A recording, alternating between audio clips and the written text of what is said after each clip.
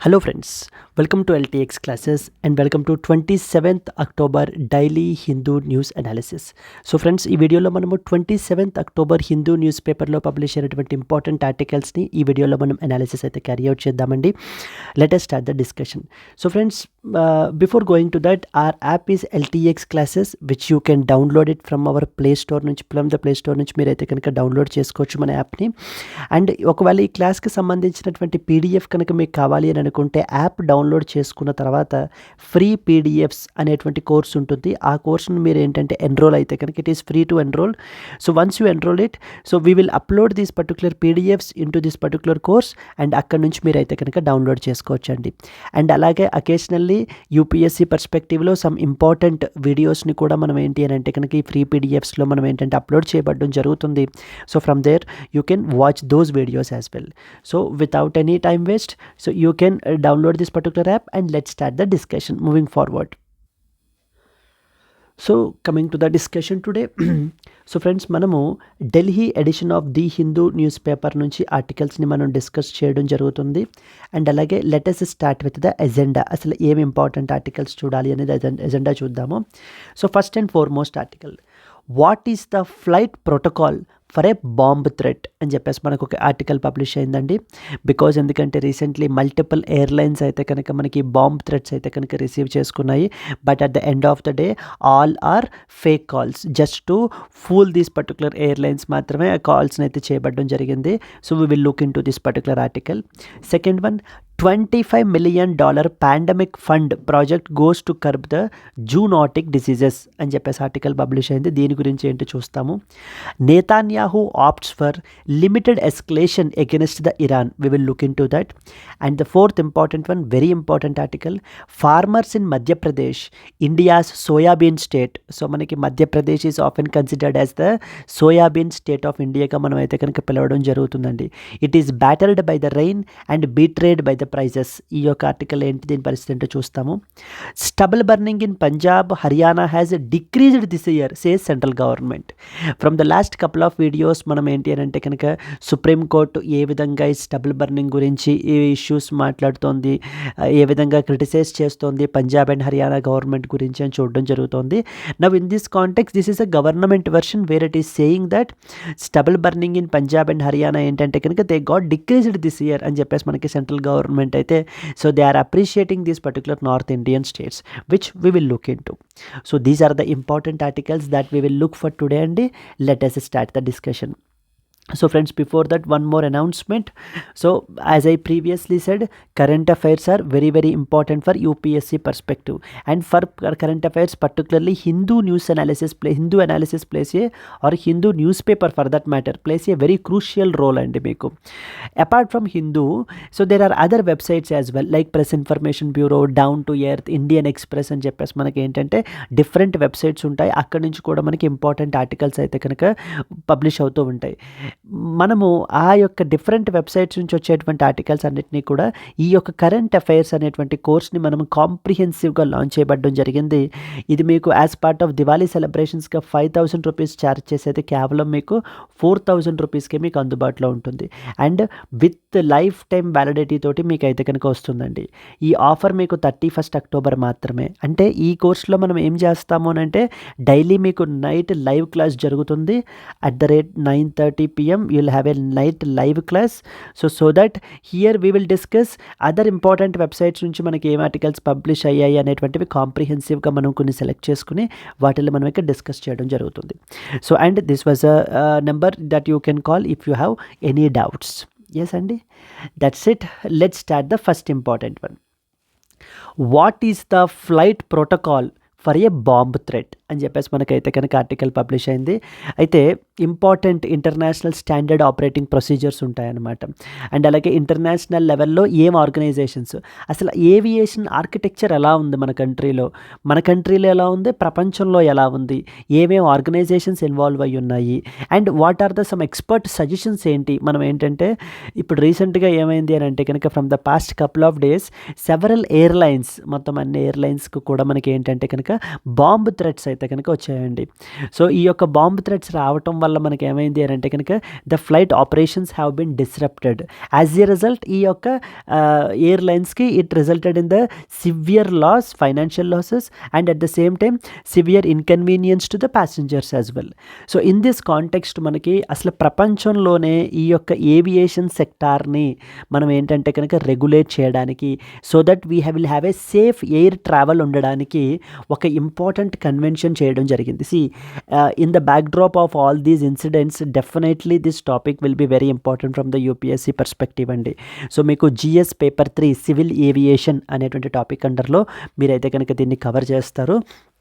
Okay, so 1944లో మనకి ఒక important కన్వెన్షన్ని sign చేయబడడం జరిగింది. That is known as Chicago convention. So 1944లో చికాగో కన్వెన్షన్ అనేటువంటి దాన్ని సైన్ చేసి ఒక ఇంపార్టెంట్ బాడీని మనకి ఎస్టాబ్లిష్ చేశారు. That is called as ICAO, international civil aviation organisation అనేటువంటిది ఈ బాడీ అండి. ఈ ఇంటర్నేషనల్ సివిల్ ఏవియేషన్ ఆర్గనైజేషన్ అనేటువంటి బాడీ మనకి ఏంటి అని అంటే కనుక ప్రపంచం మొత్తం మీదుగా in order to have ensure that safe air travel ఉండడానికి, to ensure so air safe travel ఉండడానికి మనకి ఏంటి అని అంటే కనుక so it has devised so many guidelines, so many documents to ensure the safe air travel ఉండడానికి. అవి ఏంటి, ఆ నెక్స్ట్ ఏంటి, ఏ డాక్యుమెంట్స్ చేశారు అనేటువంటిది మనము మూవింగ్ ఫార్వర్డ్ చూద్దాం. బట్ మీకు మెయిన్ ఏంటి అనేటువంటిది ఓవర్వ్యూ అనేటువంటిది అర్థం కావాలి. 1944 Chicago convention was signed and ICAO was established, that is known as International civil aviation Organization whose objective is to ensure the safe air travel all over the world. And వీళ్ళు ఏంటంటే కనుక ఎప్పటికప్పుడు they will issue the directions, they will issue the advisers to all the member కంట్రీస్కి మనకి in the form of standard operating procedures, guidelines అనేటువంటివి మనకి issue చేస్తూ ఉంటారు. And is India the founding member and is India is a member? Yes, India is one of the founding members of the ICAO. ఈ యొక్క ICAOలో మనకి ఏంటి అని అంటే కనుక so we are one of the founding members. And international civil aviation organisation మనకి Montreal కెనడాలో మనకి హెడ్ క్వార్టర్స్ అయితే కనుక అయ్యింది. ఇంటర్నేషనల్ లెవెల్లో ఈ సిచ్యువేషన్ ఉంది. Coming on to our country, మన కంట్రీలో ఏవియేషన్ ఆర్కిటెక్చర్ ఎలా ఉంది అనేటువంటి దాన్ని మనం చూసినట్లయితే కనుక first of all what was that central piece of legislation which governs this civil aviation అనేటువంటి విషయం మనకు అర్థం కావాలి. That is called as Aircraft Act 1934 అండి. This is the central piece of legislation. So మన కంట్రీలో ఏదైనా ఒక particular like for it can be for anything అనమాట. Aircraft Act 1934 will control all the aspects like related to that of the ఏదైనా ఒక air క్రాఫ్ట్ని manufacture చేయాలి అనన్నా, లేకపోతే కనుక యూజ్ చేయాలి అనన్నా for flying purposes, any kind of ఆపరేషన్స్కి సంబంధించి సేల్ చేయడానికి, ఇంపోర్ట్ చేయడానికి, లేకపోతే ఎక్స్పోర్ట్ చేయడానికి మన కంట్రీ నుంచి what ever we have the detailed provisions under the Aircraft Act 1934 and followed by that ఇప్పుడు ఏదైనా ఒక పర్టికులర్ ఎయిర్క్రాఫ్ట్ని రిజిస్ట్రేషన్ ఎలా చేయాలి అనేటువంటి related provisions and it has given the power to the central government to do all these particular aspects. And యాక్ట్తో పాటుగా మనకి ఏంటి అని అంటే కనుక something called as aircraft rules 1937 అనేటువంటివి కూడా మనకి ఆపరేషనల్లో ఉన్నాయి. ఈ ఎయిర్ క్రాఫ్ట్ రూల్స్ 1937 మనకి ఏం చెప్తాయి అని అంటే లైక్ ఫర్ ఎగ్జాంపుల్ మనకు తెలిసిన రూల్స్ ఏంటి, కొత్తగా ఏముండవు మనకి. లైక్ ఏ ఎయిర్ క్రాఫ్ట్ కూడా ఇతర దేశాల నుంచి వచ్చేటువంటి ఎయిర్క్రాఫ్ట్ పాస్పోర్ట్ లేకుండా, వ్యాలిడ్ పాస్పోర్ట్ లేకుండా ఎవరిని క్యారీ చేయకూడదు, ఎవరిని తీసుకురాకూడదు మన పర్టికులర్ కంట్రీకి. దెన్ నెక్స్ట్ వచ్చేసి ఈ ఎయిర్క్రాఫ్ట్స్లో ట్రావెల్ చేసేటువంటి వాళ్ళు ఎవరు ఎటువంటి ఆర్మ్స్ కానీ, ఎమ్యునిషన్స్ కానీ, ఎటువంటి ఎక్స్ప్లోజివ్ సబ్స్టెన్సెస్ని కానీ మనకి ఏంటంటే క్యారీ చేయడానికి వీల్లేదు. దెన్ ముందుగానే ఎయిర్క్రాఫ్ట్ని బోర్డ్ చేసే ముందే, ఆన్ బోర్డ్ అయ్యే ముందే ప్యాసింజర్స్ యొక్క లగేజ్ని కంప్లీట్గా చెక్ చేయాలి. ఇవన్నీ కూడా మనకి అండ్ కొన్ని ప్రొహిబిటెడ్ ఏరియాస్ అని చెప్పేసి సెంట్రల్ గవర్నమెంట్ ప్రిస్క్రైబ్ చేస్తుంది. ఆ ఏరియాస్లో no fly zone, so the aircrafts cannot fly in those particular areas. So these are the detailed rules that have been provided under the aircraft rules 1937. So in our country లెవెల్లో మనం తీసుకుంటే కనుక two important legislation వచ్చేసి ఏంటంటే aircraft act 1934 and the dedicated rules that is aircraft rules 1937. Now ఈ యొక్క aircraft act ఏదైతే ఉందో, since it is completely colonial in nature, way back it was enacted in the year 1934, it has been subjected to so many amendments చేశారండి. వీటికి తర్వాత మనకి ఏంటి అని అంటే కనుక సో మెనీ అమెండ్మెంట్స్ అయితే కనుక చేయడం జరిగింది.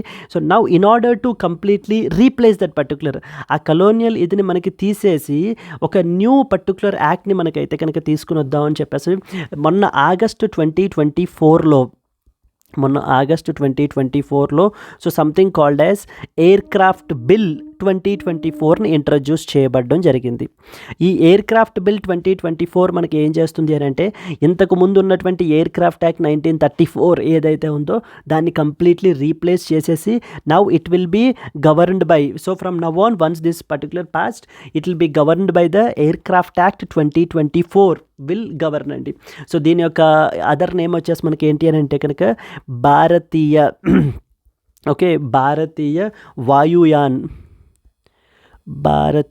వాయుయాన్ విధేయక్ బిల్ అంటారు. Bharatiya Vayuyan Vidheyak bill 2024. So this is basically the bill which aims to replace the colonial old legislation in our country. So international లెవెల్లో పరిస్థితి ఏంటి తెలిసింది మనకి, నేషనల్ లెవెల్లో ఏ పర్టికులర్ లెజిస్లేషన్ ఉంది అనేటువంటి విషయం అర్థమైంది. Then what are the important organisations which are involved? The first and foremost organisation is the bureau of civil aviation security. ఇలాంటి సెక్యూరిటీ రిలేటెడ్ ఆస్పెక్ట్స్ గురించి వాటన్నిటి గురించి చూసుకునేటువంటి బాడీ మనకి BCAS. అండ్ అలాగనే there was one more body called as DGCA, directorate general of civil aviation. The Directorate General of Civil Aviation is another important body. So ఈ bodies అన్నీ కూడా మనకి ఏంటి అని అంటే కనుక యాక్టివ్ అయిపోతాయండి. సో వన్స్ ఒక పలానా ఇన్సిడెంట్ జరుగుతోంది అన్నప్పుడు, so now this particular topic becomes a hot spot for UPSC. So where you can expect a question either from the BCAS or can be from the GGCA or from the aircraft bill 2024 మీద మనకి question expect చేయొచ్చు, ICAO మీద question expect చేయొచ్చు. So anything can be a potential question. And this DGCA is a statutory body మనకి, please be very clear. Directorate general of civil aviation is a statutory body. ఎందుకంటే రీసెంట్గా aircraft amendment act 2020 తీసుకుని వచ్చారు. Aircraft amendment act 2020 మనకి తీసుకుని వచ్చి ఈ యొక్క DGCAకి మనకి స్టాట్యూటరీ స్టేటస్ని మనం కన్ఫర్ చేయడం అయితే జరిగింది. ఎస్, అండ్ అలాగే ఈ యొక్క థ్రెట్స్ని మనం కంట్రోల్ చేయడానికి మనకి ఏంటి అని అంటే కనుక ఎక్స్పర్ట్స్ చాలా మనకి ఏంటంటే అడ్వైజెస్ కూడా మనకి ఇవ్వడం జరుగుతుందండి. Like artificial intelligence based call అనాలిసిస్ని మనం చేయడము, వీటిల్లో మనం ఇన్వెస్ట్మెంట్స్ చేయాలి అని చెప్పేసి సో రకరకాల మనకి ఎక్స్పర్ట్ అడ్వైజెస్ కూడా మనకి ఇస్తున్నారు. We will look in to all those points. So I hope up till now ఒక ఓవర్ వ్యూ మీకు అర్థమైంది అనుకుంటాను నేను. ఇంటర్నేషనల్ లెవెల్లో పరిస్థితి ఏంటి, నెక్స్ట్ వచ్చేసి నేషనల్ లెవెల్లో అసలు ఏవి ఇంపార్టెంట్ లెజిస్లేషన్స్ ఉన్నాయి, దెన్ నెక్స్ట్ వచ్చేసి మనకి ఏవి ఇంపార్టెంట్ ఆర్గనైజేషన్స్ ఉన్నాయి. ఇవి కాకుండా ఈ BCAS అండ్ DGCA కాకుండా ఇలాంటి థ్రెట్స్ అవి ఎప్పుడైనా వచ్చినప్పుడు ఇంటెలిజెన్స్ ఏజెన్సీస్ తోటి కూడా వీళ్ళు ఏంటి అని అంటే కనుక కంప్లీట్లీ కోఆర్డినేట్ అవుతారు. లైక్ ఇంటెలిజెన్స్ బ్యూరో IB అంటారు. నెక్స్ట్ వచ్చేసి research and as well as analysis wing అంటారు. వీళ్ళతో కూడా మనకి ఏంటంటే కనుక కోఆర్డినేట్ అయ్యి సో ఈ యొక్క థ్రెట్స్ని మనం మిటిగేట్ చేయడానికి ప్రయత్నిస్తామండి. Yes, and one more concerning thing ఏంటి అని అంటే కనుక ఆల్ ద థ్రెట్స్ ఏవైతే ఎయిర్లైన్స్కి ఇష్యూ చేశారో they have been issued through the social media as a ప్లాట్ఫామ్గా తీసుకుని మనకి ఏంటి అని అంటే కనుక ఈ యొక్క థ్రెట్స్ని ఇష్యూ చేయబడ్డం అయితే కనుక జరిగింది. ఇన్ దిస్ కాంటెక్స్ట్ మనకి ఏంటంటే కనుక మనకి the government has asked So the government has asked these social media companies to stay completely vigilant and to remove these hoax centers or the fake threads ఏవైతే ఉన్నాయో వీటిలన్నింటినీ కూడా రిమూవ్ చేయమని చెప్పడం కూడా జరిగింది. So let us read some important points associated with it from the exam perspective అండి. So in this context మనం చూసినట్లయితే so what is a flight protocol for a bomb threat? The frequent bomb threats in the Indian aviation sector have completely disrupted the flights. thereby causing the significant financial losses అనేటువంటివి రావడం జరిగింది. The rising threats like primarily from the social media highlight the need for a robust international and the national protocols to safeguard the civil aviation not only in our country, in the entire world as well. So ప్రపంచంలో అంటే at the international లెవెల్లో తీసుకున్నట్లయితే what was that international framework అండి? There was one dedicated convention called as Chicago convention is there. Chicago convention అనేటువంటి దాన్ని మనకి sign చేయబడడం జరిగింది. ఈ చికాగో కన్వెన్షన్ మనకి ఎప్పుడు సైన్ చేశారు? It was signed in the year 1944 and this convention has created a body called as ICAO, international civil aviation organisation అనేటువంటి ఒక బాడీని మనకి క్రియేట్ చేయడం జరిగిందనమాట. ఏంటి దీని purpose? To regulate and coordinate the global air travel. So ప్రపంచం మొత్తంలో ఉన్నటువంటి ఎయిర్ ట్రావెల్ని in order to ensure the safety so మనకి రెగ్యులేట్ అయితే కనుక చేస్తుంది ఈ particular body. And so the very important point ఏంటి అని అంటే కనుక ICAO వాళ్ళు కొన్ని ఇంపార్టెంట్ గైడ్ లైన్స్ని మనకైతే కనుక పబ్లిష్ చేయడం జరుగుతుంది in the form of annex and as well as the documents. Like for example ఈ ఆర్టికల్లో మనకి పబ్లిష్ చేసింది ఏంటి అని అంటే కనుక 2 important documents called as annex 17 and as well as the document 8973. ఇవి మీకు ఏంటంటే కనుక standards and as well as రికమెండేషన్స్ని ప్రొవైడ్ చేస్తాయి. రికమెండెడ్ ప్రాక్టీసెస్ ఈ యొక్క ఎయిర్లైన్స్ ఎయిర్పోర్ట్స్ వీళ్ళు ఏమి స్టాండర్డ్ రికమెండెడ్ ఏం ప్రాక్టీసెస్ వీళ్ళు ఫాలో చేయాలి అనేటువంటి వాటిని మనకైతే కనుక రికమెండ్ చేస్తాయి against unlawful interference in the aviation sector. So and అలాగనే this ICAO will give the directs the aviation security based upon the SARPS which are updated regularly in order to counter the evolving threats. So మనకి way back 1944లో create చేయబడింది ఒక body మనకి. But still despite that వీళ్ళు ఏంటి అని అంటే ఎప్పటికప్పుడు evolving threats because when we move on each passing day, so the technology changes. With the changes in the technology, advantages will be more, but at the same time threats will also be more because of due to that rising technology. So దాన్ని మనకి ఏంటి అని అంటే కనుక counter చేయడానికి ఎప్పటికప్పుడు వీళ్ళ దగ్గర ఉన్నటువంటి ఈ యొక్క డాక్యుమెంట్స్ ఏవైతే ఉన్నాయో వీటిని అయితే కనుక అప్డేట్ అయితే చేస్తూ ఎప్పటికప్పుడు మేము డైరెక్షన్స్ అయితే కనుక ప్రొవైడ్ చేస్తాము అని చెప్పేసి వీళ్ళు చెప్పడం జరుగుతుంది. And every ICAO member like even including India because we are one of the members as well must adopt and they should implement these security గైడ్ లైన్స్ని అయితే కనుక వీళ్ళు ఫాలో అవ్వాలి అని చెప్పేసి మనకి చెప్తున్నారు. This is at the international level. Coming to the national లెవెల్కి వచ్చేసరికి మనకి we have a dedicated legislation as I said something called as aircraft act 1934. ఇది మనకి ఏం చేస్తుంది? It governs the civil aviation sector like beat aircraft operations దగ్గర నుంచి safety regulations వరకు. ఎక్స్పోర్ట్ చేయాలన్నా, సేల్ చేయాలన్నా, ఇంపోర్ట్ చేయాలన్నా, రిజిస్టర్ చేయాలన్నా, ఏదైనా ఒక పర్టికులర్ ఏరియాలో ప్రొహిబిట్ చేయాలన్నా ఈచ్ అండ్ ఎవ్రీ ఆస్పెక్ట్ మనకి ఈ యొక్క ఎయిర్క్రాఫ్ట్ యాక్ట్ 1934 గవర్న్ చేస్తుంది. And it is subsequently followed by that of the aircraft rules 1937. Aircraft rules 1937 are the dedicated rules which have been there in place anamata. Yes, now what is the important note point? This is very important note point and 2025 ప్రిలిమ్స్లో కానీ మెయిన్స్లో కానీ civil aviation sector నుంచి ఖచ్చితంగా maybe ఈ యొక్క bill highlights గురించి ఒకవేళ యాక్ట్గా మారిపోతే కనుక దాని గురించి కూడా we can expect a question అండి. New Bharatiya Vayuyan Vidheyak bill 2024 so was introduced which aims to modernize this framework to match our India's aviation growth. అంటే ఈ యొక్క కలోనియల్ లా ఏదైతే ఉందో దీన్ని కంప్లీట్లీ డిస్మాంటిల్ చేసేసి మనం ఈ యొక్క కొత్త లాని మనం అయితే కనుక ఇంట్రడ్యూస్ అయితే కనుక చేయబోతున్నాము which will completely modernise redundant practices అవి ఏవైతే ఉన్నాయో వాటన్నిటిని కూడా మనము విడిచిపెట్టడం అయితే జరుగుతుందండి. Yes, then as I said once the piece of legislation ఏముందో అర్థమైనప్పుడు ఏం బాడీస్ వర్క్ చేస్తాయి దీని అండర్లో మనకి చూసుకోవాలి. ఫస్ట్ వన్ వచ్చేసి BCAS called as bureau of civil aviation security అంటారు. ఇది మనకి 1978లో ఎస్టాబ్లిష్ చేయబడడం జరిగిందండి. It is responsible for setting the aviation security standards at all airports. So మొత్తం మన ఇండియాలో ఉండేటువంటి అన్ని ఎయిర్పోర్ట్స్ దగ్గర కూడా మనకి ఏంటంటే సెక్యూరిటీ స్టాండర్డ్స్ని పెట్టడము ఇలాంటివన్నీ ఆస్పెక్ట్స్ అన్నీ కూడా మనకి ఈ BCAS చూసుకుంటుంది which is headquartered in the New Delhi with 4 regional offices.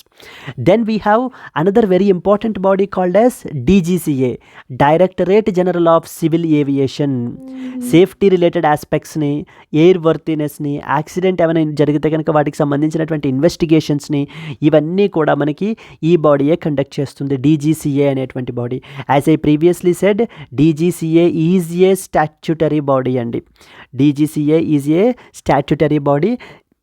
Air craft amendment act 2020 ద్వారా. సో ఫ్రెండ్స్, యూపీఎస్సీకి స్పెసిఫిక్స్ చాలా ఇంపార్టెంట్ అనమాట. మనకి ఏ యాక్ట్ ద్వారా మనకి స్టాట్యుటరీ స్టేటస్ ఇచ్చారు, లేకపోతే కనుక మనకి ఏ మినిస్ట్రీ అండర్లోకి వస్తుంది, ఇలాంటివి చాలా స్పెసిఫిక్గా మనకైతే కనుక అడుగుతారు.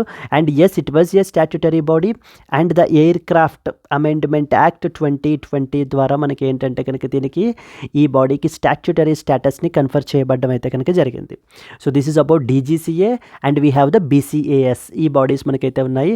ఇంటర్నేషనల్ లెవెల్లో పరిస్థితి ఏంటి, నేషనల్ లెవెల్లో సిచ్యువేషన్ ఏంటి. మరి ఎక్స్పర్ట్స్ ఏమంటున్నారు వీటి మీద? ఇప్పుడు ఇలా హోక్స్ కాల్స్ రావడం వల్ల, ఇలాంటి ఫేక్ కాల్స్ రావడం, మనం ఏంటంటే ఫేక్ థ్రెట్స్ని ఎలా కౌంటర్ చేయాలి అనే దాని మీద ఎక్స్పర్ట్స్ ఏమంటున్నారు అని అంటే, investments need to be done. మనకి more and more government need to invest, particularly వేటిల్లోనూ అడ్వాన్స్డ్ ట్రాకింగ్ సిస్టమ్స్లోను, AI powered call analysis and very strict legal measures. So మనం ఏంటంటే కనుక ఇంప్లిమెంట్ చేయటం వల్ల ఖచ్చితంగా ఈ థ్రెట్స్ని మనం అయితే కనుక మిటిగేట్ చేయొచ్చు. అండ్ అలాగే సెక్యూరిటీ అసెస్మెంట్స్ని ఇంకా పెంచండి, పబ్లిక్లో అవేర్నెస్ని క్రియేట్ చేయండి, and collaboration with the intelligence agencies like intelligence bureau, research and as well as analysis wing. So వీటితోటి డైరెక్టరేట్ ఆఫ్ రెవెన్యూ ఇంటెలిజెన్స్, ఇలాంటి ఇంటెలిజెన్స్ ఏజెన్సీస్ తోటి ఎప్పటికప్పుడు మనం యొక్క కొలాబరేషన్ అయితే కనుక పెంచుకోవాలి. ఇవన్నీ చేయడం వల్ల ఫ్యూచర్లో మనము ఈ యొక్క థ్రెట్స్ని మనము మిటిగేట్ అయితే కనుక చేయొచ్చు అనేటువంటిది. సో ఈ యొక్క ఓవరాల్ ఆర్టికల్ యొక్క important points that you need to understand అండి. I hope it is clear. Let us move to the next article. And this was another very important article అండి. $25 million pandemic fund goes on to curb the zoonotic diseases అని చెప్పేసి మనకి ఈ article అయితే publish అయింది. So చాలా important మనకి exam పర్స్పెక్టివ్లో. ఇది మనకి GS పేపర్ 2 హెల్త్ అనేటువంటి టాపిక్ అండర్లో మనకి అయితే కనుక ఈ క్వశ్చన్ అయితే అడుగుతారు. In this context let us read some basic points. ఏం తెలియాలి మనకి ఎగ్జామ్ పర్స్పెక్టివ్లో అనేటువంటిది మనం చూద్దాం. ఏంటంటే, ఇప్పుడు రీసెంట్గా మనకి ఈ యొక్క $25 million ఫండ్ని అయితే ఎస్టాబ్లిష్ చేశారండి. $25 million called as pandemic fund project అంటారు. $25 million పాండమిక్ ఫండ్ ప్రాజెక్ట్ అని చెప్పేసి పిలవడం జరుగుతుంది. దీనికి ఈ యొక్క ఫండ్ని మనకి ఇట్స్ బేసికల్లీ $25 million ఫండ్ అనమాట. ఎందుకు ఉపయోగిస్తారట ఈ ఫండ్ని మనకి? To improve the animal health in our country. So మన కంట్రీలో ఉండేటువంటి యానిమల్స్ యొక్క హెల్త్ని పెంచడానికి ఈ యొక్క ఫండ్ని ఉపయోగించడం జరుగుతుంది. అలాగనే ఇంకొక ఆబ్జెక్టివ్ ఏంటి? To curb the something called as zoonotic diseases. So to curb the zoonotic diseases. ఈ జూనోటిక్ డిసీజెస్ని కర్బ్ చేయడం వల్ల మనం ఫైనల్గా ఏం చేయొచ్చు? We can prevent the future pandemics. So future pandemics. COVID-19 is one such example for the zoonotic disease. So the entire world has witnessed. So like what was the suffering that it has caused. So okay andi, even manam kuda, even the country, even each and every individual got impacted, be it in the form of financial or in the రకరకాల మనకి aspects, psychological ఆస్పెక్ట్స్లోని రకరకాల ఆస్పెక్ట్స్లో everybody got infected because of due to these things. ఈ విధమైనటువంటి pandemics మళ్ళీ మనకి ఫ్యూచర్లో రాకూడదు. రాకుండా ఉండాలంటే మనం ఏం చేయాలి? ముందు ఎందుకు వచ్చింది అనేటువంటి తెలియాలి. ఎందుకు వచ్చింది? Because of due to the spread of the zoonotic diseases వల్ల. సో ఈ యొక్క జూనోటిక్ డిసీజెస్ని కనుక మనం కంట్రోల్ చేయగలిగినట్లయితే, జూనోటిక్ డిసీజెస్ని మనం ఎలా కంట్రోల్ చేస్తాం? యానిమల్ హెల్త్ని మనం ఇంప్రూవ్ చేయగలిగినట్లయితే కనుక అప్పుడు యానిమల్స్కి ఎటువంటి డిసీజెస్ రావు. అప్పుడు యానిమల్స్ నుంచి హ్యూమన్స్కి వచ్చేటువంటి డిసీజెస్ తగ్గుతాయి. ఇలాంటి పాండమిక్స్ మనం తగ్గించవచ్చు. This is what is the idea behind this particular project అండి. ఈ యొక్క పాండమిక్ ఫండ్ ప్రాజెక్ట్ని ఇంప్లిమెంట్ చేయడానికి గల కారణం అయితే కనుక అది. ఈ ఫండ్ని మనం ఏం చేస్తాము అని అంటే కనుక మన యొక్క ఎగ్జిస్టింగ్ ల్యాబ్ ల్యాబొరేటరీ ఇన్ఫ్రాస్ట్రక్చర్ని పెంచడానికి, దెన్ ఇంకా యానిమల్ హెల్త్ని ఇంకా స్ట్రెంగ్తన్ చేయడానికి మోర్ అండ్ మోర్ స్కీమ్స్ని మనం అయితే కనుక తీసుకుని రావడం అయితే జరుగుతుంది. In this context you should understand అసలు what are zoonotic diseases. So when somebody ask you what are zoonotic diseases అంటే ఏంటి అనేటువంటి మనం కొన్ని పాయింట్స్ తెలుసుకోవాలి అని అంటే, so simply zoonotic diseases are basically those diseases which spread from the animals to human. Animals నుంచి హ్యూమన్స్కి మనకి స్ప్రెడ్ అయ్యేటువంటి డిసీజెస్ ఏవైతే ఉంటాయో అలాంటి వాటిల్ని మనం జూనోటిక్ డిసీజెస్ అంటారు. So when you ask me some examples, anthrax is one such example, rabies is another example, Nipah virus రీసెంట్గా మనకి న్యూస్లో ఉంది కేరళలో నిపాహ్ వైరస్ అని చెప్పేసి, Nipah is another, COVID-19 the entire world has witnessed. So then we have tuberculosis, brucellosis, ఇవన్నీ కూడా మనకి okay. And similarly non zoonotic diseases ఏంటి పరిస్థితి? నాన్ జూనోటిక్ డిసీజెస్ గురించి మనకి ఏం తెలియాలి? సింప్లీ క్వైట్ ఆపోజిట్ అండి అబౌట్. సో మనకి spreads from animals to humans, does not spread, అంతే simply. So those diseases which does not spread from animals to humans are called as non zoonotic diseases. Examples ఏంటి మనకి? Like example is foremost example FMD అంటారు, అంటే foot and as well as mouth disease. Foot and as well as mouth disease is one example, and the another example is classical swine fever. Classical swine fever is one other example, and then we have Ranikhet disease antaru. Ranikhet disease is another one, and then we have yes, etc. So these are the some of the important non zoonotic diseases. ఇప్పుడు ఈ non zoonotic diseases అనేటువంటివి ఏమవుతాయి? అవి యానిమల్స్నే impact చేస్తాయి, అంతే తప్ప హ్యూమన్స్కి ఎటువంటి threat ఉండదన్నమాట వీటి వల్ల. And these zoonotic diseases can be caused by anything, like it can B caused by bacteria, virus, fungi, anything వల్ల మనకి ఏంటంటే వీటి వల్ల మనకి కాజ్ అవ్వడం జరుగుతుంది.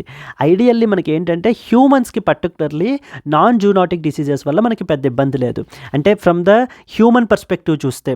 But non zoonotic diseases also do effect the animals, that's still A problem. మన యొక్క లైఫ్ స్టాక్ సెక్టర్ అయితే కనుక ఇబ్బంది పడుతుంది. So that's still A problem, but the main problem comes with the zoonotic diseases. So ఈ యొక్క ఏవైతే animals నుంచి హ్యూమన్స్కి స్ప్రెడ్ అవుతాయో వీటి వల్ల మనకి ఎక్కువ ఇంపాక్ట్ అయితే కనుక ఉంటుంది. అందుకనే వీటిని మిటిగేట్ చేయడానికి ఒక ఇంటర్నేషనల్ డేని కూడా మనం పెట్టుకోవడం జరిగింది, something called as world no zoonosis day అనేటువంటి దాన్ని కూడా మనం ఏంటి అని అంటే కనుక సెలబ్రేట్ చేస్తారండి. ప్రతి ఏడాది కూడా జూలై 6వ తారీఖున మనకి ఏంటంటే కనుక ఈ వరల్డ్ నో జూనోసిస్ డే అనేటువంటి దాన్ని సెలబ్రేట్ చేయడం జరుగుతుంది. ఎందుకు జూలై 6నే? ఎందుకంటే జూలై 6, 1885లో మనకి Louis Pasteur, so Louis Pasteur for the first time administrate successfully the rabies vaccine. So ఈ యొక్క ర్యాబీస్కి సంబంధించినటువంటి వ్యాక్సిన్ని, rabies is again a zoonotic disease, ర్యాబీస్కి సంబంధించినటువంటి వ్యాక్సిన్ని for the very first time successfully he has administrated, and taking that into consideration, so we have taken that as a world no zoonosis డేగా మనం ఏంటి అని అంటే కనుక ప్రతి ఏడాది మనము ఆ యొక్క ఇదిని మనం క్రియేట్ చేయడం అయితే కనుక జరుగుతుందండి. అండ్ వన్ మోర్, జూనోటిక్ డిసీజెస్కి సంబంధించి గవర్నమెంట్ ఆల్రెడీ చాలా స్టెప్స్ మనకి తీసుకుంటోంది in order to mitigate this particular thing. Like రీసెంట్గా మనకి విషాణు యుద్ధ అభ్యాస్ అనేటువంటి ఎక్సర్సైజ్ని, ఇట్ ఈజ్ ఏ ఎక్సర్సైజ్ని మనకి రీసెంట్గా క్యారీ అవుట్ చేస్తున్నారు మనకి. So it is a virus war exercise అనమాట. It is a virus war exercise. It's like kind of a mock drill. మనకి ఇది మొన్న సమ్వేర్ అరౌండ్ ఆగస్ట్ సెప్టెంబర్లో మనకి అయితే కనుక చేశారు, ఎక్కడ అజ్మేర్ రాజస్థాన్లో.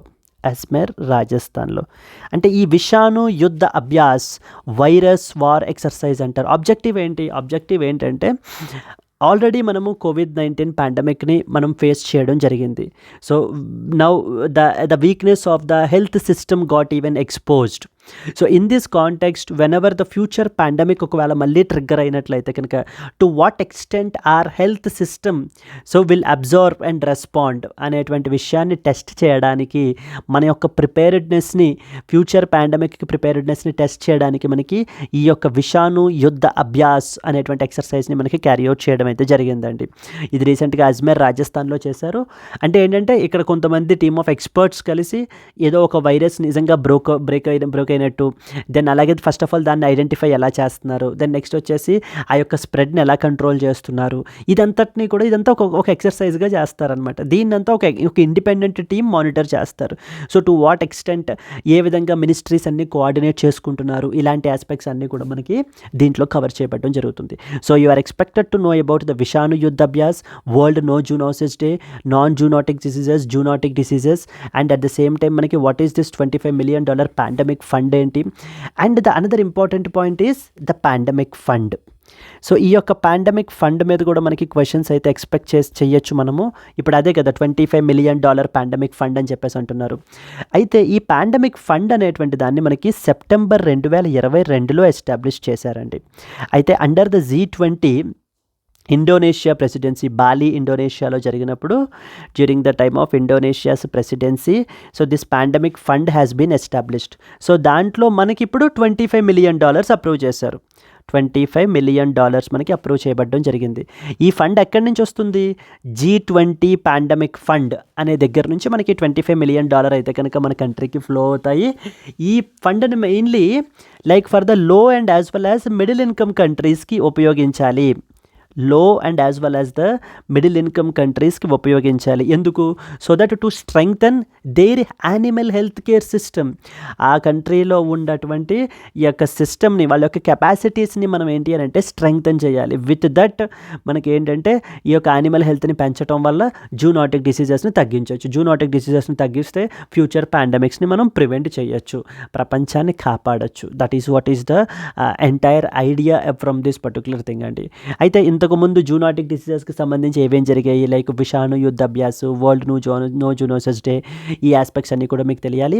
అండ్ అలాగనే what are the examples for zoonotic diseases and examples for non zoonotic diseases also very important. ఎందుకంటే కన్సిడర్ ద ఫాలోయింగ్ డిసీజెస్ అని చెప్పేసి ఒక 4-5 డిసీజులు పేర్లు ఇచ్చేసి which of the above are zoonotic in nature అని చెప్పేసి కూడా మనకి అడిగే అవకాశాలు ఉంటాయి. That's the reason why I have mentioned all the important zoonotic and non zoonotic diseases. Clear? So now let us read the important points from this perspective. The $25 million pandemic fund that goes on to curb the zoonotic diseases. I think by now you are familiar with this word. What is this zoonotic diseases is all about. Yes అండి, moving on to this things మనకి. So the health care సిస్టమ్కి సంబంధించినటువంటి important topic మనకి ఇది. Let us read the important points. The Indian government has recently launched a $25 million project under the G20 Pandemic Fund. Please be very clear.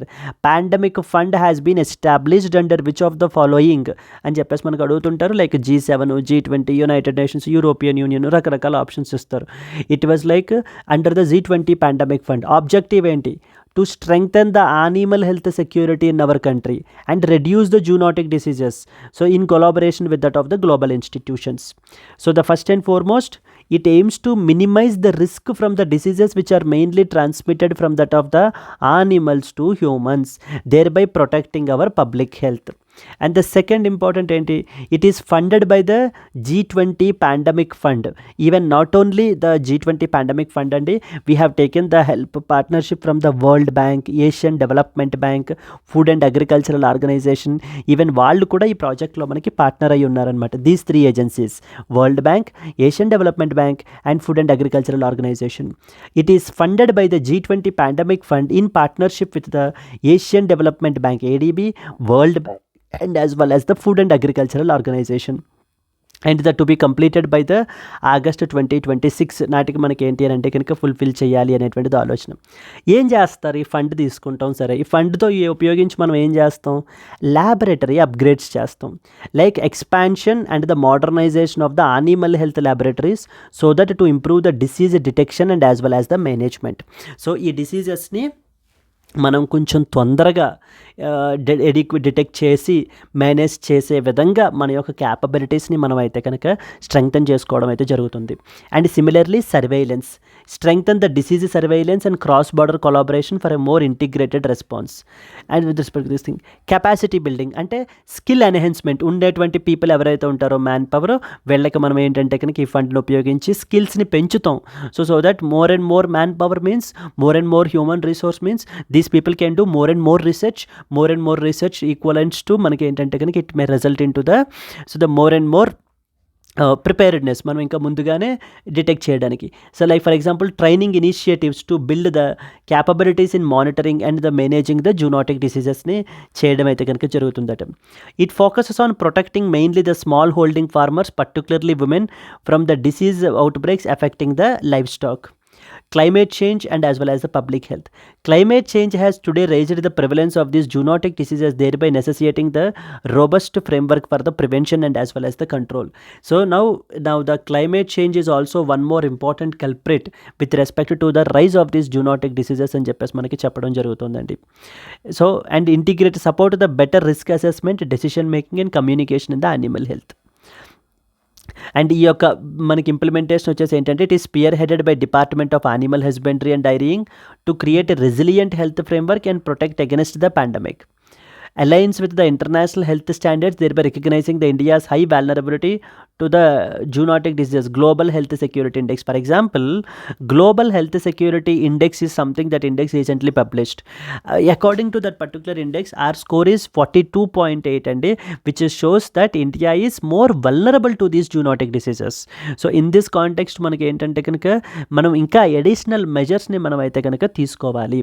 And one more, discuss the significance of the G20 Pandemic Fund in enhancing the animal health security and its role in preventing the zoonotic diseases in India. This can be a potential question for you.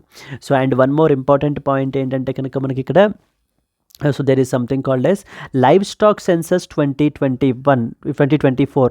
So livestock census 2024 కూడా మనకి రీసెంట్గా conduct చేస్తున్నారు. Last క్లాస్లో మనం అయితే explain చేయడం జరిగింది.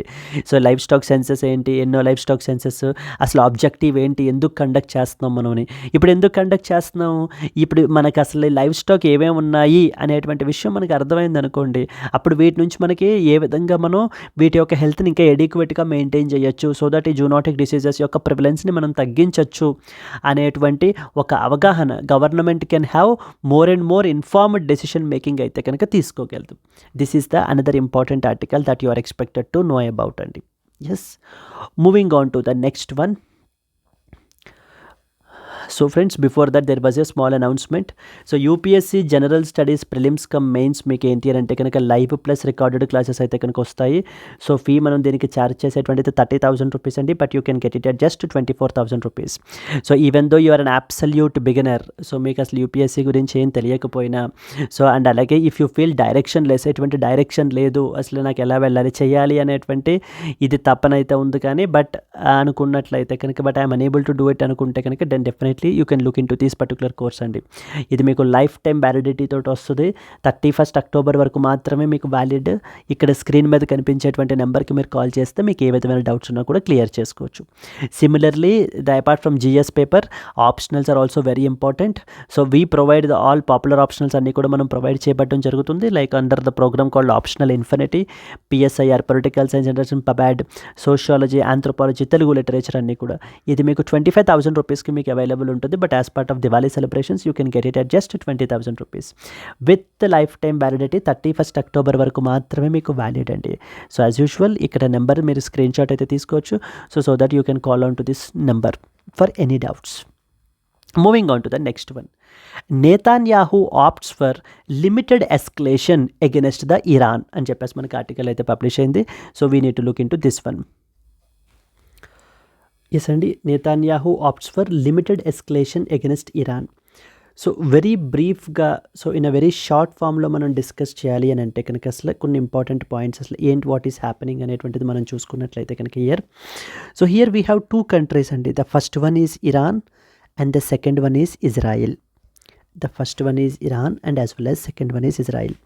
So Iran మనకి ఏంటి అని అంటే కనుక ఇజ్రాయిల్ యొక్క ద రైట్ టు ఎగ్జిస్ట్ అనేటువంటి దాన్ని అసలు రికగ్నైజ్ చేయదు.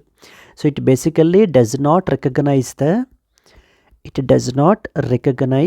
The right to exist of Israel. Israel మనకి ఏంటి అని అంటే కనుక ఒక ఎగ్జిస్టెన్స్ అసలు మనకి ఇరాన్కి it is something against.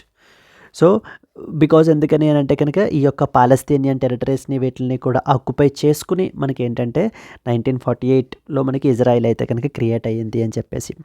So instead of directly waging the war against Israel, instead of directly attacking, so instead what ఇది ఏం చేస్తుంది అని అంటే కనుక ఇరాన్ మనకి it is supporting those people who are already at war with Israel. So it is supporting those people who are at war, supporting those groups which are at war with Israel, which are at war with Israel. ఇజ్రాయిల్తో fight చేసేటువంటి వాళ్ళకి వెనకాల ఉండి కావాల్సినటువంటి required support, so the financial support, the weapons support అన్నిటినీ కూడా మనకి support provide అయితే చేస్తుంది in order to carry out the attacks against the Israel. So in this context mainly ఎవరెవరికి సపోర్ట్ చేస్తుంది? First and foremost is Hamas, second వచ్చేసి Hezbollah. First one వచ్చేసి Hamas, second one వచ్చేసి మనకి హెజ్బొల్లా. ఈ యొక్క Hamas they are from Gaza and Israel and Hezbollah is from Lebanon. And Hezbollah is from the Lebanon. So now Israel is fighting with both these fronts. At two fronts మనకి ఏంటంటే on one side it is fighting with the Hamas and on the other side it is fighting with that of the Hezbollah. ఈ హమాస్కి హెజ్బొల్లాకి కూడా మనకి బ్యాక్లో support provide చేస్తున్నటువంటిది Iran. But most recently మనకి ఏంటంటే కనుక Iran have directly carried out in the recent years, it has directly carried out the ballistic missile strikes against the Israel, directly Israel soil మీదనమాట. So because ఎందుకని అని అంటే recently ఈ యొక్క Hamas యొక్క chief that is Ismail హనియేహ్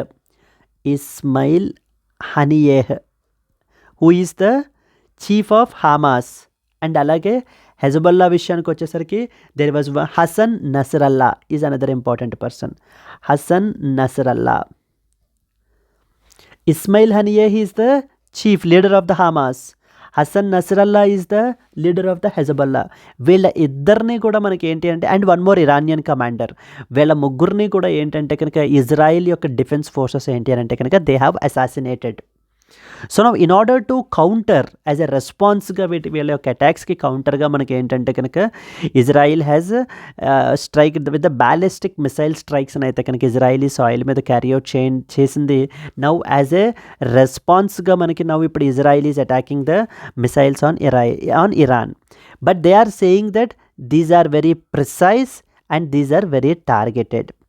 international experts మనకి ఏం చెప్తున్నారు అని అంటే కనుక so these attacks are just very very narrow targets అంతే తప్ప. అండ్ మెయిన్లీ వేటిని అటాక్ చేసింది? ఈ యొక్క మిలిటరీ బేసెస్ని వీటిని అటాక్ చేశారు తప్ప న్యూక్లియర్ ఇన్స్టలేషన్స్ని లేకపోతే కనుక సో ద మెయిన్ క్రిటికల్ ఇన్ఫ్రాస్ట్రక్చర్ని ఆయిల్ సప్లైస్ని వీటిని మనకి ఏంటి అని అంటే కనుక అటాక్ అయితే కనుక చేయలేదు. So the Israel is basically want to give the warning to Iran. సో ఇరాన్కి ఏంటి అని అంటే కనుక so the don't try to escalate this particular thing so అని చెప్పేసి but it is showing its capability as well in order to hit the longer distances. So క్యాపబిలిటీని చూపిస్తూ సో ఎస్కలేట్ చేయొద్దు అనేటువంటి ఒక వార్నింగ్ అని మనకి ఇజ్రాయిల్ అయితే కనుక ఇరాన్కి ఇవ్వడం అయితే జరుగుతోంది. ఇక్కడ this is what is the context is all about. So now Iran is backing the Hamas and as well as the హెజ్బొల్లాని మనకైతే కనుక సపోర్ట్ అయితే కనుక చేస్తారండి. హియర్ ఇన్ దిస్ కాంటెక్స్ట్ మనకి హమాస్ ఎక్కడ రూల్ చేస్తున్నారు, హెజ్బొల్లా ఎక్కడ రూల్ చేస్తున్నారు. హమాస్ వచ్చేసి మనకి ఏంటి అని అంటే కనుక లీడర్ ఎవరు ఇంతకు ముందు, నెక్స్ట్ వచ్చేసి హెజ్బొల్లా యొక్క లీడర్ ఎవరు, వీళ్ళిద్దరూ ఎవరిని కోఆర్డినేట్ చేస్తున్నారు. These are some of the important points that you are expected to know. So this is very the bird's eye view అంటాం అనమాట. So which is a very very brief short ఫామ్లో మనం అయితే కనుక డిస్కస్ చేయడం జరిగింది. This is what is happening now. It's the turn for the now Iran to have a one more response. Iran is saying that so we will definitely give the proportional రెస్పాన్స్ని అయితే కనుక మేము ఇస్తాము అని చెప్పేసి Iran అయితే కనుక చెప్తున్నారు. So this west Asia from October 7th 2023 నుంచి with the Hamas attacking the thousands of rockets on Israel base మీద దగ్గర నుంచి మనకి ఏంటి అని అంటే కనుక most recently so the recent escalations tensions అయితే కనుక మనకి రీజియన్లో విపరీతంగా పెరిగిపోయాయి. In this context what is the India's stand? Do India support Iran or do India support Israel? So because we want both the countries, Iran కావాలి మనకి, Israel కావాలి. In this context we will look in to this particular important points and see what is the India's stand as well on this particular conflict. Yes అండి. So the recent very limited air strikes conducted by the Israel under the Prime Minister Netanyahu have drawn the international attention. These attacks comes after a large-scale missile strike that was carried out by the Iran targeting the Israeli territory, raising the concerns about further escalation in this volatile West Asian region. Here in the map, if you can see, so this is what is Iran, and here you can see this is what is Israel. ఇక్కడ మనకి ఏంటంటే కనుక we have the Gaza and here we have the Lebanon. ఇందాక మనం అనుకున్నాం కదా, ఇక్కడ ఉండేటువంటి వాళ్ళు హమాస్ అండ్ ఇక్కడ లెబనాన్ దగ్గర ఉండేటువంటి వాళ్ళు హెజ్బొల్లా. సో వీళ్ళిద్దరిని ఇండైరెక్ట్గా మనకి హూ ఈజ్ సపోర్టింగ్ అండి? Iran is supporting indirectly. So now these like Ilam, next వచ్చేసి కుజేస్తాన్, ఈ యొక్క ఏరియాస్ని మనకి ఏంటి అని అంటే కనుక they have been targeted to carry out these missile attacks.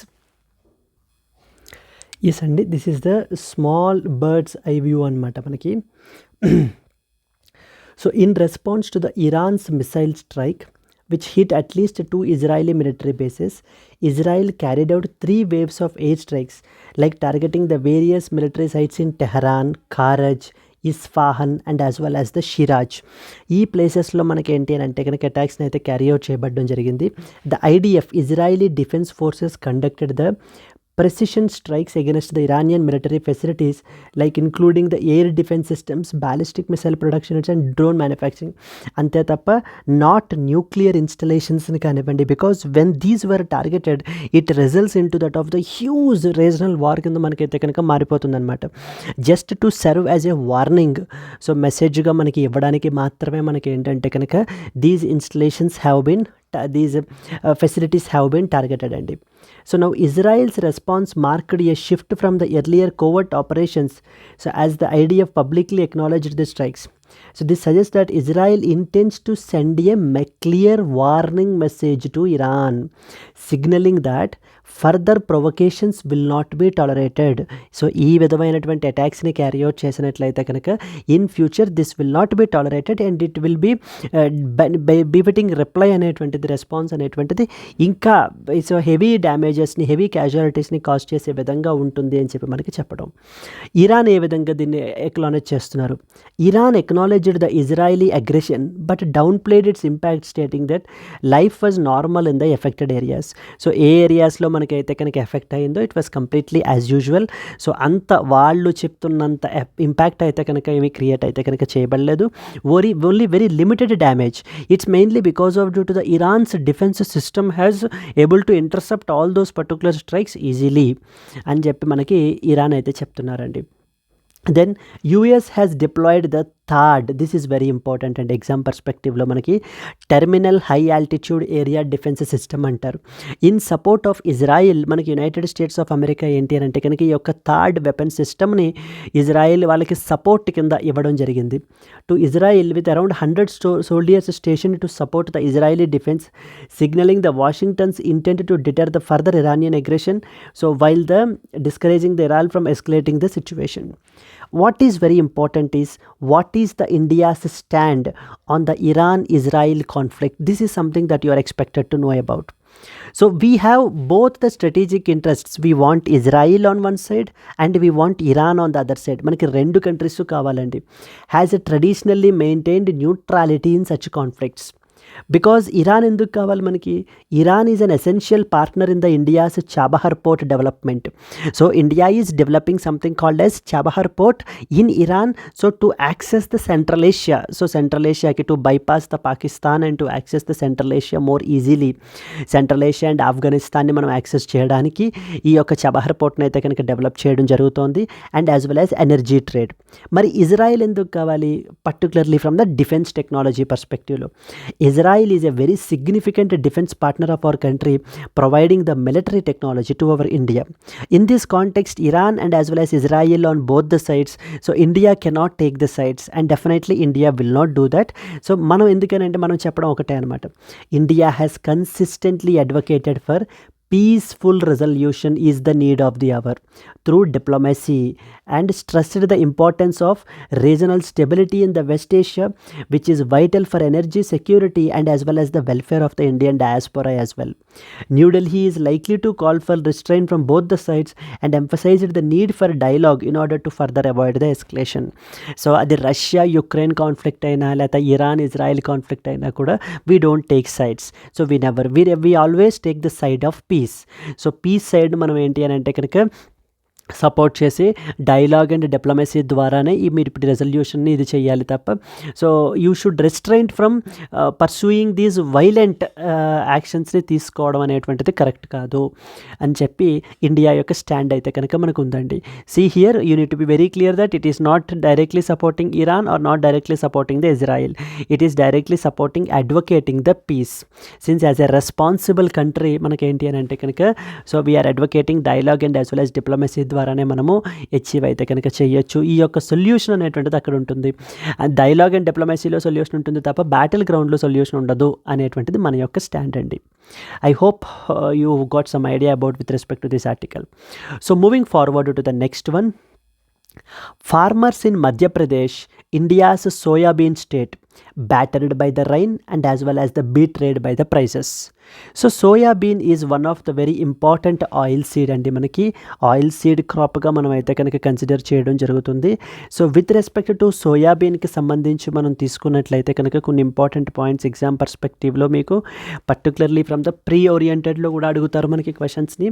So soybean విషయానికి వచ్చేసరికి మన యొక్క కంట్రీలో Madhya Pradesh is considered as the soybean state of ఇండియాగా మనకైతే కనుక పిలుస్తారండి. సోయాబీన్ స్టేట్ ఆఫ్ ఇండియాగా మనకైతే కనుక పిలవడం జరుగుతుంది. And along with that the other important state is Maharashtra. Madhya Pradesh and as well as Maharashtra, ఈ రెండు రాష్ట్రాలు కలిపి around 85% of the India's soybean production. So మన యొక్క సోయాబీన్ అవుట్పుట్ మనం తీసుకున్నట్లయితే కనుక general out of this 85% only coming from the Madhya Pradesh and as well as Maharashtra. So that's how these two states are very very important with respect to that of the soybean production in our country. But these states are now suffering.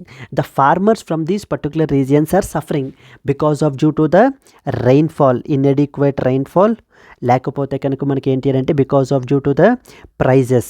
So there is a huge price volatility అనేటువంటిది మనకైతే కనుక ఉంటుంది. So because of due to these prices and as well as the rainfall. And the third one వచ్చేసి మనకి low yield is another important problem మనకి when compared with the other countries మనం తీసుకున్నట్లయితే కనుక.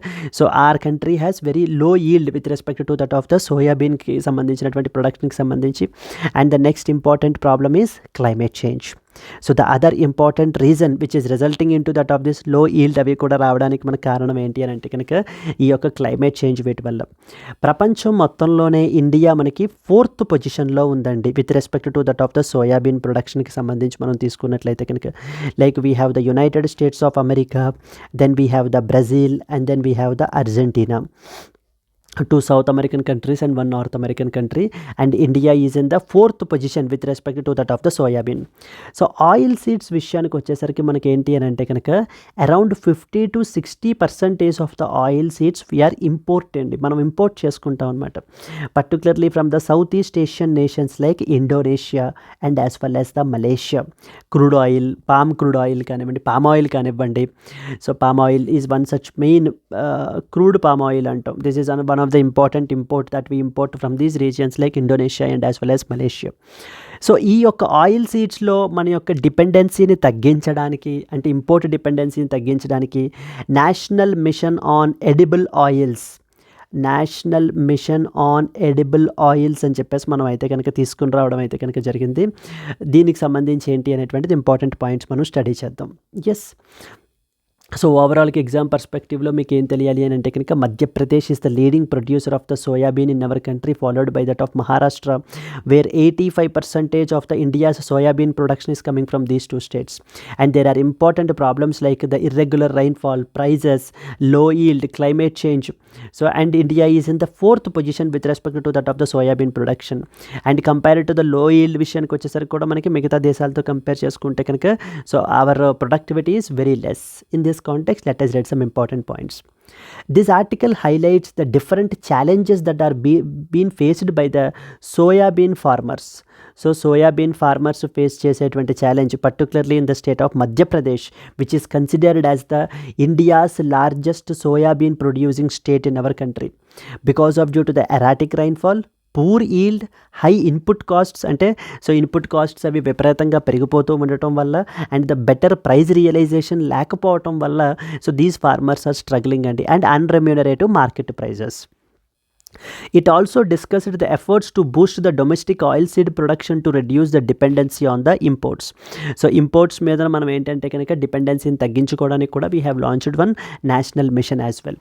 So the first and foremost point మనం చూస్తే కనుక market price volatility and the rising input costs, the two major problems అనమాట మనకి with respect to the soybean. At APMC, agricultural produce marketing committees అంటారు, APMC mandis అంటారు. The prices offered often fail to cover even the production costs as well. For instance, government procurement prices for soybean at 4,892 per quintal are often not realized in the practice, leading to significant losses to the farmers. So మనకి soybean యొక్క procurement విషయానికి వచ్చేసరికి MSP మనకి 4,892 rupees per quintal అయితే కనుక government అయితే పెట్టడం జరిగింది. So but this particular price is not even realising the practical costs అనమాట, ఇన్పుట్ కాస్ట్స్ పెరిగిపోవటం మూలాన సో ఫార్మర్స్కి it is like becoming a unprofitable వెంచర్గా మనకైతే కనుక మారిపోతుంది. Second important problem is rising input costs. For example pesticides, fertilisers యొక్క cost పెరిగిపోతున్నాయి, పెస్టిసైడ్స్ కాస్ట్, లేబర్ కాస్ట్ పెరుగుతోంది. మరి వీటన్నిటిని కూడా కన్సిడరేషన్లోకి తీసుకుంటే కనుక so slowly this soybean cultivation is becoming a very less profitable venture. చూడండి, input costs have increased over the years, like mainly driven by the rising fertilizer costs, pesticide costs, and as well as labor costs, further making the soybean cultivation less profitable. Then the third problem ఏంటంటే కనుక weather related problem, particularly with respect to the rainfall. Erratic rainfall pattern, monsoon patterns in Madhya Pradesh have impacted there crop health, forcing the farmers to cell at a completely discounted రేట్స్కి. వీళ్ళు ఏంటి అని అంటే కనుక వాళ్ళ యొక్క ప్రొడక్షన్ని, వాళ్ళ యొక్క ప్రొడ్యూస్ని మనకి ఏంటి అని అంటే తక్కువ రేట్లకి అక్కడ ఉన్నటువంటి ట్రేడర్స్కి సేల్ చేయాల్సినటువంటి పరిస్థితి అయితే కనుక మనకి ఈ రోజుల్లో ఉంది. Many farmers have faced the losses mainly because of due to this rain damaged crops as well. Then the next important, administrative delay. Because of due to the delay in the government procurement, government procure చేసుకునేటువంటి ప్రాసెస్ని కూడా delay చేయటం వలన కూడా so these farmers are facing the huge losses, and as a result ముందుగానే వీళ్ళు ఏంటంటే కనుక తక్కువ రేట్లకి అమ్మేయాల్సి వస్తుందండి. See the delay in the government procurement this year beginning only in the late October has left the farmers dependent upon the market fluctuations because during the critical periods. So the next problem ఏంటి, very low yield is the next important problem.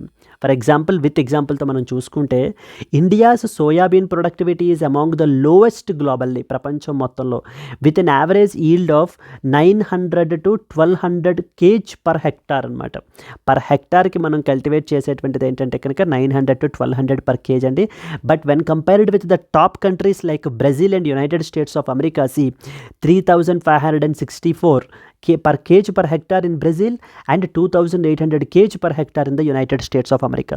So when you compare with the United States of America and as well as the Brazil, so then you can observe like how much low yield that we are getting in our country అనేటువంటి విషయాన్ని మనం ఏంటంటే కనుక ఇంకా ఆ concern అనేటువంటిది మనకి క్లియర్గా అర్థమవుతుందండి. సో ఫర్ దాట్ ఓన్లీ మనకి ఏంటంటే కనుక ఒక మిషన్ టార్గెట్ కూడా పెట్టారు, లైక్ 2500 kg per hectare అయితే కనుక అచీవ్ చేయాలి అనేటువంటిది target. So the factors such as continuous cropping, poor soil health, pest infestations are contributing to the low yields. So mainly అంటే ఈ లో ఈల్డ్ ఎందుకు వస్తుంది అని చెప్పేసి చూస్తే కనుక, సో కంటిన్యూస్ క్రాపింగ్ వల్ల, soil health, very poor soil health వల్ల, పెస్ట్ అటాక్స్ వల్ల కూడా మనకి ఏంటంటే కనుక the most Indian farmers are preferring the short duration soybean varieties which limit the productivity further. So ఇలాంటి యాక్టివిటీస్ అన్నీ క్యారీ అవుట్ చేయటం వల్ల మనకి ఏమవుతుంది అని అంటే కనుక సో సోయాబీన్ ప్రొడక్టివిటీ అనేటువంటిది తగ్గిపోతుంది. 2023లో అసలు మన పరిస్థితి ఎలా ఉంది? India produced 13.98 million tons of soybeans, like with Madhya Pradesh and Maharashtra alone together accounting for about 85% of the total output. Very very important అండి మనకి. So those crops, those oil seed crops కానివ్వండి, ఏవైతే ఇలా సైలెంట్గా మనకి ఇష్యూస్ వస్తాయో ఇవి మనకి ఇలా స్ట్రైట్ ఫార్వర్డ్గా క్వశ్చన్స్ అయితే మనకు అడుగుతారు. Madhya Pradesh and as well as Maharashtra together constitute 85% of the total output అని చెప్పేసి మనకి. Then the problem one more is import dependency. అంటే ఇతర దేశాల నుంచి, particularly countries like Indonesia, Malaysia, ఇక్కడ నుంచి మనకి ఇంపోర్ట్ చేసుకోవటం వల్ల ఇండియా ర్యాంక్స్ 4th గ్లోబల్లీ, ప్రపంచం మొత్తంలో in soybean cultivation after USA, Brazil and as well as Argentina. Yet domestic production meet only a very small portion of its edible oil demand. So for example, in the September 2024 as well, the government has increased the import duties on crude and refined soybean oils to promote the domestic production and encourage the indigenous oilseed production. So మనం ఏం చేస్తున్నాం అని అంటే మన కంట్రీలో domestic oil seed ప్రొడక్షన్ని improve చేయడానికి, దీన్ని strengthen చేయడానికి ఇంపోర్ట్ డ్యూటీస్ కూడా వేస్తున్నాం. సో దానివల్ల ఏంటంటే కనుక so people are discouraged to get import చేసుకోవడం మానేసి డొమెస్టిక్ ఇండస్ట్రీని స్ట్రెంగ్తన్ చేస్తారన్న ఉద్దేశంతో. And one important national mission has also been launch, something called as national mission on edible oils, oil seeds అని చెప్పేసి మనకైతే కనుక లాంచ్ చేశారు. ఈ మిషన్ వెరీ ఇంపార్టెంట్ మిషన్ అండి. ఆబ్జెక్టివ్ ఏంటి? ఇంపోర్ట్స్ని తగ్గించుకోవాలి, డొమెస్టిక్ ప్రొడక్షన్ని పెంచాలి. That is what is the objective. The NMEO oil seeds aims to enhance the domestic oil seed ప్రొడక్షన్ని పెంచాలి అండర్ ద ఆత్మ nirbhar Bharat, that is self reliant India initiative to reduce the dependency on the edible oil imports. ఈ machine యొక్క పరిస్థితి time line తీసుకుంటే 2024-25 to 2030-31 వరకు మనకైతే కనుక నడుస్తుందండి.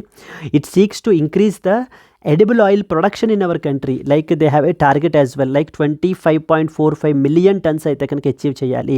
So from the present 13 million tons ఉంది కదా మనకి, అక్కడ నుంచి 25.45 million tons by the time this mission is completed by 2030-31 నాటికి ఇదైతే కనుక మనం అచీవ్ చేయాలి అనేటువంటిది target. And meets about 72% of the India's projected demand by 2030-31. అంటే 72% మనం ఏంటంటే కనుక డొమెస్టిక్ ప్రొడక్షన్ ద్వారానే మన యొక్క కంట్రీ యొక్క నీడ్స్ని, ఫ్యూచర్ నీడ్స్ని ఫుల్ఫిల్ చేసుకోవాలి, అంతే తప్ప ఇతర దేశాల నుంచి ఇంపోర్ట్ చేసుకోవడం కాదు. And 40 lakh hectares of additional oil seed cultivation will be promoted by utilizing the fallow lands and as well as encouraging the intercropping. So all these points that you can outrightly use in your mains answers, and whenever you are being asked about a question on national mission on edible oils, oil seeds గురించి మీరు అడిగినప్పుడు you can straight away use the current production levels ఎలా ఉన్నాయి, ఏ states top లీడింగ్లో ఉన్నాయి, next what are the issues which need to be addressed అనేటువంటి points అన్నీ కూడా మీరు మెన్షన్ చేసుకోవచ్చు. It aims to increase the crude palm oil production as well by 11.2 lakh tons by 2025-26, supporting the overall mission to achieve the self-sufficiency in the edible oils. So this is the greater idea overall. Yes, Andy. Moving on to that of the next article. Yes friends, before that there is a small announcement. So NCERTs are very important for your preparation. So we have to cover the NCERTs properly. We have launched the NCERT foundation course అయితే మనం launch చేయడం జరిగింది. And as part of Diwali celebrations మీకు 5,000 rupees మనం అయితే charge చేస్తాం. But because of celebrations you will be getting at just 4,000 రూపీస్కి మీకు వస్తుందండి. విత్ లైఫ్ టైం వ్యాలిడిటీ తోటి మీకు అయితే కనుక వస్తుంది. ఆఫర్ మీకు 31st అక్టోబర్ వరకు మాత్రమే. ఇక్కడ స్క్రీన్ మీద కనిపించే నెంబర్కి మీరు కాల్ చేసినట్లయితే మీకు ఏ విధమైన డౌట్స్ ఉన్నా మీరు క్లియర్ చేసుకోవచ్చు. సిమిలర్లీ మన if you love offline preparation then at the rate వైజాగ్లో మనం ప్రొవైడ్ చేస్తున్నాము. UPSC ప్లస్ CSAT వచ్చేసి మీకు 30,000కి మీకు అందుబాటులో ఉంటుంది. గ్రూప్ 1 వచ్చేసి 25,000, గ్రూప్ 2 వచ్చేసి మీకు 20,000కి మీకు అందుబాటులో ఉంటుందండి. And free demo for 3 days మీకు అయితే కనుక ప్రొవైడ్ చేయబడడం జరుగుతుంది, wear you can come to the institution and so SIT to the classes for the 3 days with life time validity. Offer మీకు 31st అక్టోబర్ వరకు మాత్రమే వ్యాలిడ్. ఇక్కడ స్క్రీన్ మీద కనిపించే నెంబర్కి మీరు కాల్ చేస్తే మీకు ఏ విధమైన డౌట్స్ ఉన్నా క్లియర్ చేసుకోవచ్చు. Stubble burning in Punjab, Haryana has decreased this year, says the central government. So from the past couple of days మీరు చూసినట్లయితే కనుక ఈ స్టబుల్ బర్నింగ్ విషయం గురించి, అంటే బికాజ్ ఎందుకనంటే ఢిల్లీలో మనకి air quality index very poor కేటగిరీలోకి పడిపోయింది. సో ఇప్పుడు వెరీ పూర్ కేటగిరీలో సో ద స్టేజ్ 2 GRAP అంటారు, stage 2 graded response action plan కూడా మనకి ఏంటంటే కనుక ట్రిగ్గర్ చేయడం జరిగింది. అండ్ వాటి యొక్క మెజర్స్ని అయితే కనుక ఇంప్లిమెంట్ చేస్తున్నారు. ఏ విధంగా లైక్ పబ్లిక్ ట్రాన్స్పోర్టేషన్ని పెంచడము, నెక్స్ట్ వచ్చేసి ప్రైవేట్ ఛార్జింగ్ ఫీజు ఏవైతే ఉన్నాయో, ప్రైవేట్ వెహికల్స్కి పార్కింగ్ ఫీజు ఏవైతే ఉన్నాయో వాటిని ఇంక్రీజ్ చేసేయడాలు, ఫైర్ క్రాకర్స్ని బ్యాన్ చేయడాలు, ఈ స్టెప్స్ అన్నీ కూడా మనకి తీసుకోవడం జరుగుతుంది. అయితే ఎందుకని ఇంత ఎయిర్ పొల్యూషన్ పెరుగుతోంది అని అంటే కనుక one of the important reason is stubble burning. So stubble burning అని చెప్పేసి మనకి నార్థరన్ స్టేట్స్లో like Punjab and as well as హర్యానాలో మనకి ప్రాక్టీస్ని అయితే కనుక క్యారీ అవుట్ చేస్తారు. లైక్ రబీ రాకముందు, రబీ క్యాంపెయిన్ ముందు, రబీ స్టార్ట్ అవ్వకముందు మనకి ఏంటంటే క్రాప్ అంతటిని కంప్లీట్లీ క్లీన్ చేసుకోవడానికి so the cheap and very cheap, అంటే ఎక్స్పెన్సివ్ కాదు, it was a very cheap and very quick method called as ఈ బర్నింగ్ అనమాట. క్రాప్ రెసిడ్యూ అంతటిని, అక్కడ ఉన్నటువంటి గడ్డిని అంతటిని కూడా కంప్లీట్లీ మనకి బర్న్ చేసేస్తారు. So this is how you can see so the stubble burning. A farmer burning the stubble in the Patiala. So this year like about 275 crore has been released for the crop residue management. So దీనికి సంబంధించి government ఏం చెప్తోందంటే when compared with that of the last year, ఈ year మనకి stubble burning అయితే కనుక తగ్గింది. So stubble burning has been decreased, as a result it leads to that of the decreased pollution అని చెప్పి మనకి గవర్నమెంట్ అయితే కనుక చెప్పడం జరుగుతుందండి. So here if you see stubble burning incidents in Punjab and Haryana have seen a very significant reduction in the 2024, easing the seasonal air pollution that affects Delhi and the national capital region during the winter months. So decline in the incidents. Punjab reported a 35% drop, while Haryana recorded 21% reduction in stubble burning incidents when compared with that of the 2023. So these are what are the arguments of the government. And but on the context, other context lo manaki other side Supreme Court is saying that it is now even today it is still criticizing so these particular governments so for not controlling it. And since 2017, overall incidents have decreased by more than 51%, indicating the progress through the government initiatives and as well as the monitoring. So the government here is quoting that because of due to the government initiatives associated with the crop residue management, so these incidents have been reduced in చెప్పేసి మనకి చెప్పడం జరుగుతుంది. State administrations like in coordination with Delhi, Punjab, Haryana and UP are actively monitoring the fields and they are focusing on the hotspot districts. Officials have been deployed to oversee the enforcement. Financial support ఏంటంటే the central government has released around 275 crores for the allocation out of the allocated 600 crore under the centrally sponsored scheme on crop residue management to assist the states in providing the sustainable solutions ni provide చేయడంలో మనకి ఏంటంటే కనుక around out of that 600 crore 275 crores అయితే కనుక మనకి release చేయబడడం జరిగింది.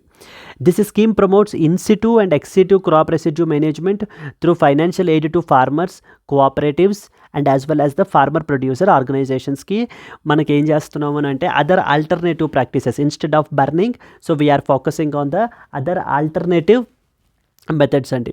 Coming on to that of the stubble burning already మనం ఏంటంటే ప్రీవియస్ ఆర్టికల్స్లో మనం చూడడం జరిగింది. It is basically a practice of setting the fire to crop residue which is left in the fields after harvest, commonly which is used to quickly clean up the land for the next crop సైకిల్కి ఉన్నటువంటి మనకి ఆ గడ్డి అది ఏదైతే ఉంటుందో దాని అంతటిని కూడా మనం కంప్లీట్లీ క్లీన్ చేయడం జరుగుతుంది. This practice has several harmful effects. First and foremost impact ఏంటంటే కనుక ఎయిర్ పొల్యూషన్ అండి.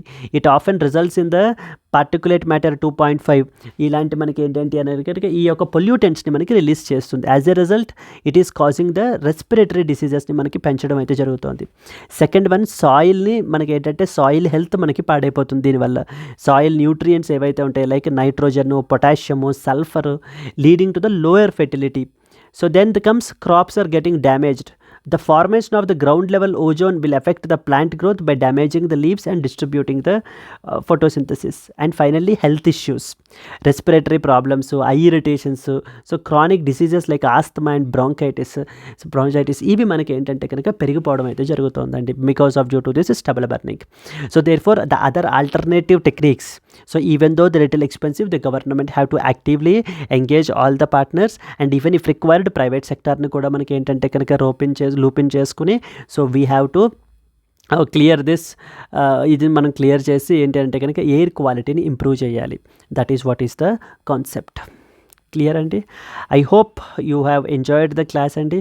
If you have understood something please do like it and share it and comment and share it and subscribe to your and share it to your friends as well. Now coming to the today's question. Consider the following states: Madhya Pradesh, Goa, Maharashtra, Assam.